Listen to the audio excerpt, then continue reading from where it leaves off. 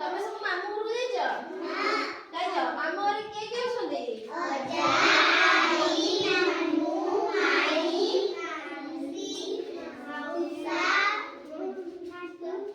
ସମସ୍ତେ ଅଛନ୍ତି ତ?